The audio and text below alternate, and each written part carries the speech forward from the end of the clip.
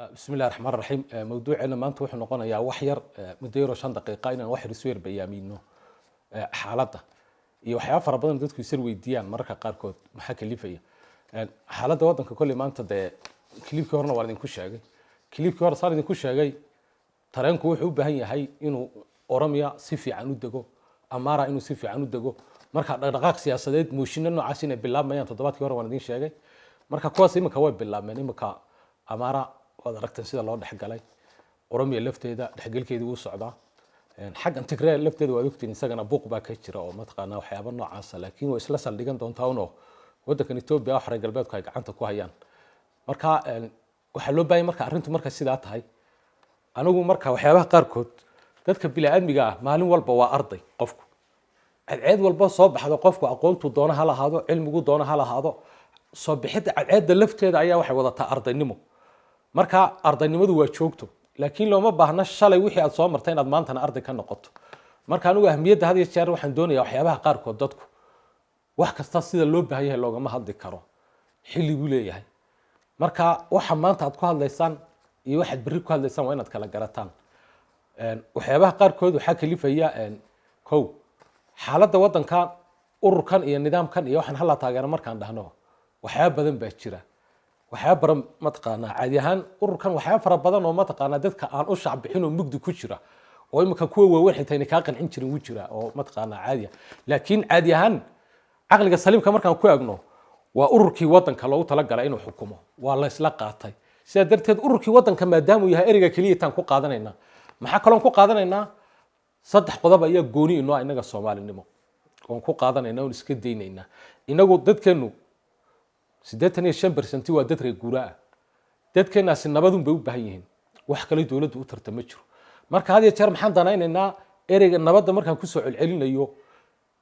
85% oo dadkaaga kamida iyaga isku filan ceelka iyaga qota xoolaha iyaga iska warabsada iyaga daweysta waxay wax ku qabsanayaan iyaga leh neefka waxay ku warabsanayaan ceelka iyaga qotay qalabka iyaga leh xariga iyaga leh wax walba iyaga leh wadaanta iyaga leh cidna waxba uma baahna amaan bay u baahan yihiin sida darteed nabad bay dadkaas u baahan yihiin qodobka kale dadkeenu way soo daaleen inagu dadkan ma taqaana Ethiopia kale ee xukunka isku haysatay soo kibirtay maniin waan soo daalnay waan soo gumaystay waan soo rafaadiyay qof waxaanu la midnahay intuu soo orday xiiqay oo meel ku dhacay dadkeeni barbar bay u yaalaan kii dhaawac lama daweynin kii soo dagaalamay wax looma tarin kii soo qaxay ee soo noqday waxba looma tarin kursiga arinta kale muhiimka aan leenahay hal dejiyeen waxa weeyaan innaka kursiga cidii fadhiday yaa farta inagu soo fiiqaysa marka shacabka waxa diidanahay in kursiga lagu soo fiiqo qofkii wax u tar lahaa kursiga ku soo fiiqaya waxa kale muhiim ayadana inaga dadkeenu horta ideology ma leeyihiin ba fikir ma leeyihiin meel aan u soconay meel aan ka tagnay ma jiro oo laf baa fikir lahayd oo lafna inaga la daadignay oo damta ka saarnay oo halkan keenay oo halkan ma taqaana oo diidnay fikirkoodii inuu hirgalo marka inagu warbari soo banaanbax hadii leeyahay hadana waynu banaanbax ereygi mid ka soo horjeeda hadii leeyahay ugu yaar hadana waynu tagi marka kolka hore waxa ka horeeya inaad wax diido iyo inaad wax yeesho kolka hore dadkaagu fikir iyo ideology ma leeyihiin meel ma u socdaan dadka waa dadka aroorba la isaga yeedan karo ee qofka kursiga ku fadhiya sidoo doono kolba u rogi karo bal bilihii ugu dambeeyay wixii dhacay hadda dib u eegto ururkii BB hala qaata la yiri waa la yimid qolihii dhexe markay doodayeen doodii waa laga diiday kursiga madow waa ka diiday wuxuu waxba doodina aniga hala igu ixtiraamo waa la ansixiyay haddana 10 maalmood ka bacdi ka kacay ka noqday baa la yiri qarriirooyba u kaceen saasay noqotay waxay noqotay dawladii iyo shacabkii afka la isu galiya haddana odayaashii ka kacay maxay ka kacay inagoo wali sidii u yaaban oo leeyahay waxa waan diidanahay uma haddana maqalnay waa la ansixiyay taas waxay ku tusinaysaa sida kursiga inaga cid ay noogu fadhidana ideology ayna u lahayn iyo meel inoo wada una jirin shacabkeenina u kala daadsan yahay marka bal kolka ugu horeysa Soomaaliyeed aan wax isku hagaajisano aan wax tabtaysano aan hanaansano nabad aan ilaashano bal aynu soo kabano keeni dhaawac ahaa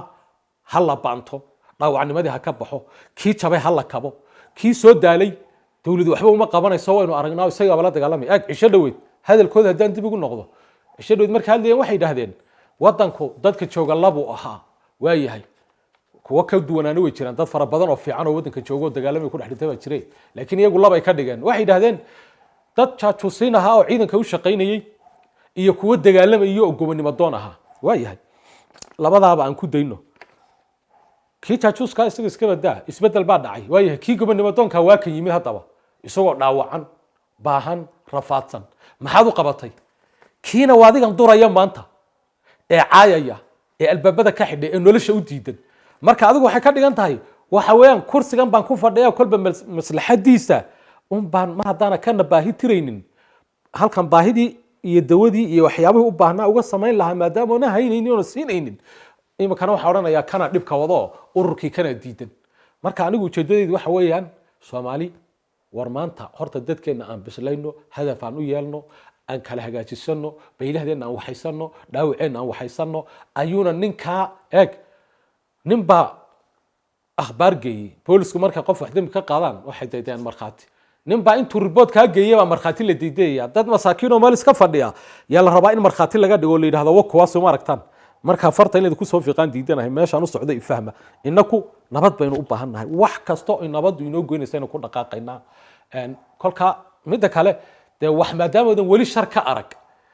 cabsi hore un baynagu jirtee markaynu shar aragno ayaynu boodi karnaa mana boodi karnaba maba kici karnaba maba carari karnaba meel laba ma gaari karno sidaa darteed ayaa waxaan leenahay had iyo jeer baa nabad aan ilaashano marka mawduuceena maanta xaaladda wadanka waad aragtaa nimanka amaara isbedelka ka dhacay iyo waxa ka jira ukas waxa weeyaan waa game mataqaanaa waxa la rabaa qaabkii lagu faragelin lahaa iminka ninka xarunta dhexe laga qaaday ee ururkii hore mataqaanaa amaara u joogayay ee la midoobay bbda waa ninka ugu adag waa nin mataqaanaa isaguna wuxuu aaminsan yahay urur waxa jira la yidhaahdo nama oo mataqaanaa amaarada xag jirka ay aaminsan yihiin marka dadkii noocaas oo dhan la farageliyaa la rabaa oramiya saas oo kale